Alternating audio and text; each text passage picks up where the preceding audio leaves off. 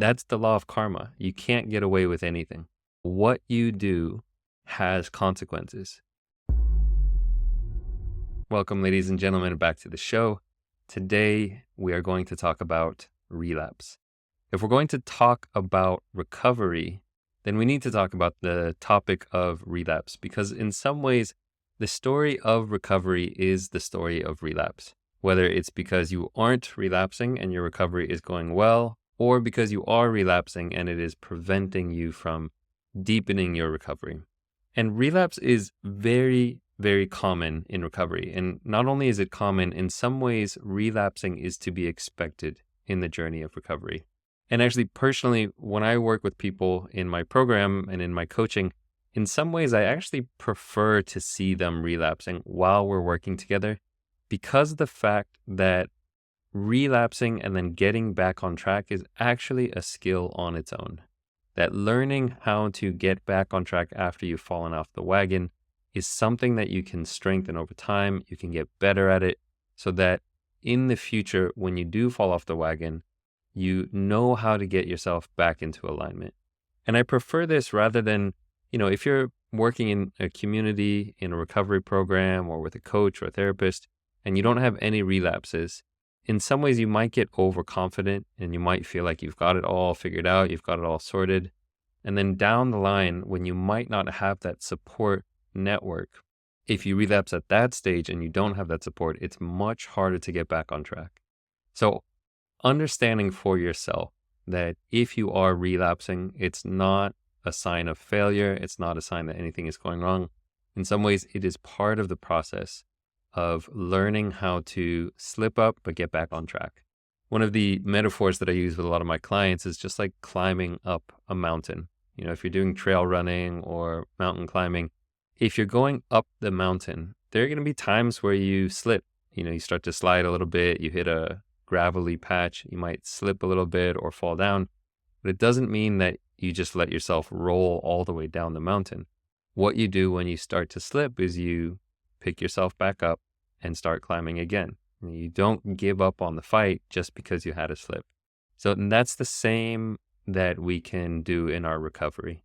If you have a slip up with porn addiction or with anything else, whether it's, trying to exercise more frequently and consistently, trying to meditate more, trying to avoid video games or gambling, whatever it is that you're working on, if you have a momentary lapse or a relapse, if you slip up, it doesn't mean that you've lost the war. It just means it's an opportunity to get started again.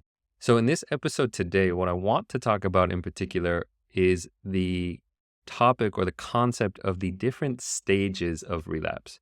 So I'm going to talk about the 3 different stages. And then at the end of the episode, I'm going to share my simple tips, simple things you can do to prevent relapses if you notice yourself starting to slip. And the idea for today's episode comes from a listener who sent in this request. They said, "Hi, Jeremy. I'd love to hear an episode on the stages of relapse. For me, a relapse isn't a moment of madness that comes out of nowhere. It's a gradual process that I can normally feel coming on for days or even weeks. The desire to watch porn becomes stronger, whilst at the same time, all those reasons I have worked through as to why I should give it up begin losing their influence. Gradually, the momentum increases, the balance tips, and at this point, a relapse feels inevitable.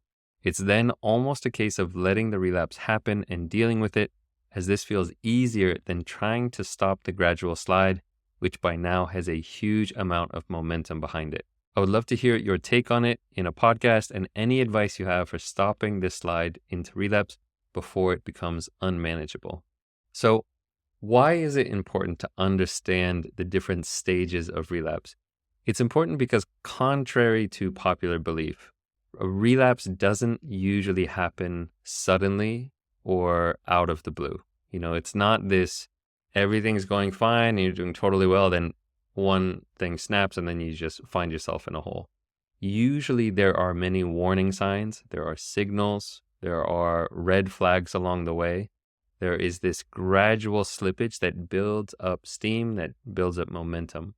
And it may feel sudden when you relapse, but often this is because of a lack of awareness of some of the signs of slipping, until you're already sliding down the mountain. And the key thing here is to understand that if you want to prevent a relapse, it's much easier if you can pick up on the signs earlier on, when you're starting to slide before it becomes too late. Once you find yourself in the grip of that relapse, once you find yourself logged onto a porn site, it is much harder to get yourself off of that slide until you've already acted out. Now, the overall framework for today's podcast comes from Dr. Stephen Malemis, who's a MD, PhD.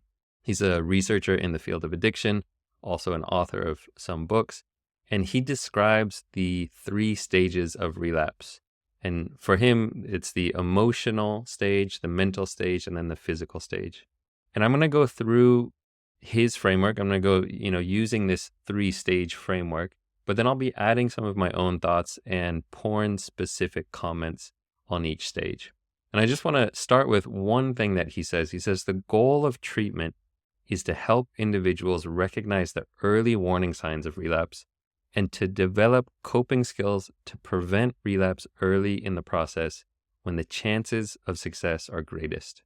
So again, if you want to prevent relapse, it's so much easier early on when you're just starting to slide, before you are fully sliding down the mountain. That is when your chance of success is greatest to prevent a relapse.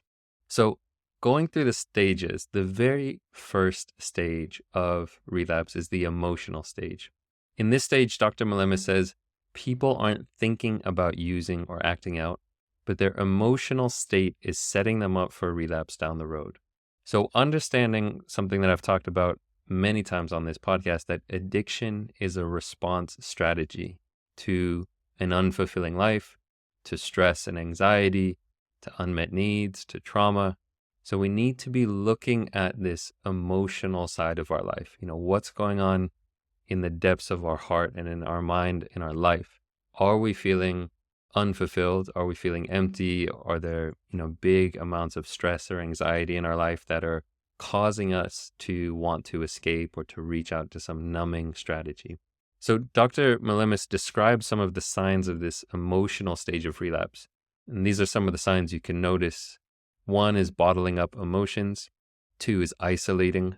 3 is not going to meetings or being in community. 4 would be going to meetings or being in community, but not sharing or not participating. Number 5 is focusing on others or focusing on other people's problems or focusing on how other people affect them. And then number 6 is poor eating and sleeping habits.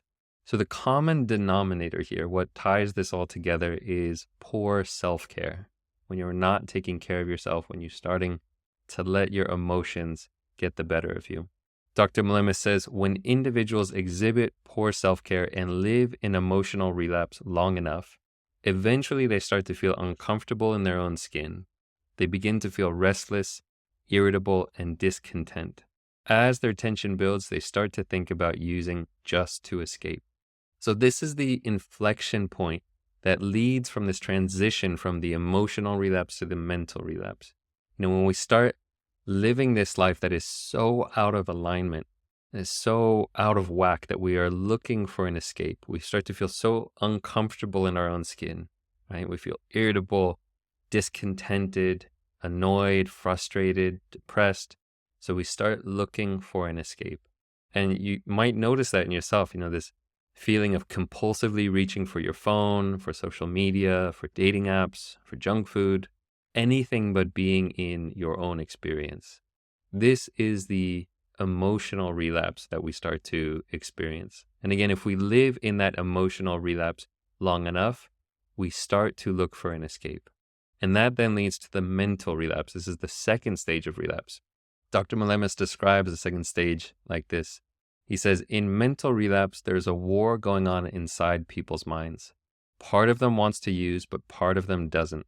As individuals go deeper into mental relapse, their cognitive resistance to relapse diminishes and their need for escape increases.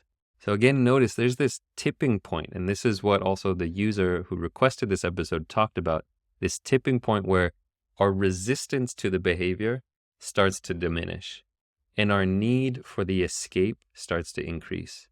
Maybe that aversion that we have towards porn or towards that behavior starts to fade away, and our desire to escape, our desire to numb out, to get away from our feelings starts to increase. In the framework of the 3 phases of habit change that I've talked about in the past, this is where we start to leave the honeymoon stage of recovery and we enter the fight through stage. That honeymoon stage is where we're super motivated, things feel really easy. We're just so committed to our recovery that it doesn't actually feel like a challenge. But inevitably, there comes a time where we start to have these doubts.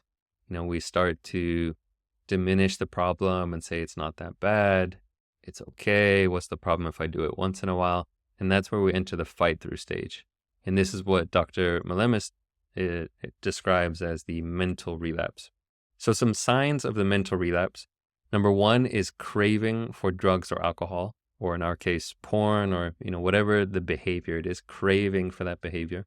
2 is thinking about people, places, or things associated with past use. Number 3 is minimizing the consequences of past use or glamorizing past use. These are the thoughts like, it wasn't that bad. Oh, I actually even kind of like it. What's the problem with it? Number 4 is bargaining. This is where we think of scenarios where it would be acceptable to use, right? Maybe if I'm on holiday, then I can use it, or if my wife's out of town, or, all the ways that we bargain with ourselves. Number 5 is lying. Number 6 is thinking of schemes to better control our using. So, okay, if I do this secret technique and I only watch porn for 10 minutes instead of an hour, then it's okay. That's the thinking of schemes to control the using. Number 7 is looking for relapse opportunities, where we start scanning our environment or our calendar for times where we can act out. And then 8, finally, is planning a relapse. So again, this stage of mental relapse is all still prior to the physical act of relapse or acting out. This is where we start laying the groundwork for that relapse. And we start laying the groundwork in the mind. We start making arguments, justifying ourselves. We start bargaining. And this is where it's helpful to understand one thing, to caveat this, which is to understand that having brief thoughts of acting out, having, temporary urges or desires to act out is totally normal, particularly early on in recovery. And it's not the same as a mental relapse. It doesn't mean that something's going wrong or that you're in mental relapse if you have these temporary urges. That's normal and that's totally part of the process. When you're in the mental relapse, it's more when you have a persistent, relentless thought pattern around using. This uncontrolled, almost semi-constant thoughts of acting out or questioning, or doubting. That's when we start to live in that mental relapse. And again, if we live in the mental relapse stage long enough, eventually the walls will crack and we shift into the physical relapse stage. This is the actual acting out part. So in the same way of like a dam bursting, if you have a dam holding back a lot of water, slowly there might be some cracks forming, but once the cracks break open, that dam just floods through. So this leads to the physical stage, the 3rd stage of relapse. And this is when you start using again. You start acting out with whatever it is you're trying to recover from, whether it's porn or video games or gambling, whatever. Now, Dr. Malemis, when talking about this stage, he said something really interesting. He said most physical relapses are relapses of opportunity. They happen when you feel like you can get away with it, when you feel like you won't get caught. It's like these moments where you suddenly see an opportunity to act out and feel like you're going to get away with it. You might bargain with yourself and say, I'll just do it this once, or this person's out of town, or I can just sneak in and do something real quick, when you feel like you won't get caught. So that is what leads us to then the physical relapse. And that is, of course, what most people understand about relapse, is that physical acting out.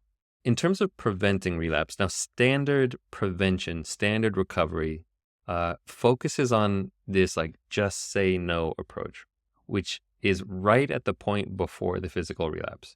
It focuses on putting all the pressure on yourself right at that moment where you have the opportunity to act out and where you're just about to do it, and to just say no at that point. The problem is that once you're at that stage, just before the physical relapse, it's very hard to walk yourself back from it.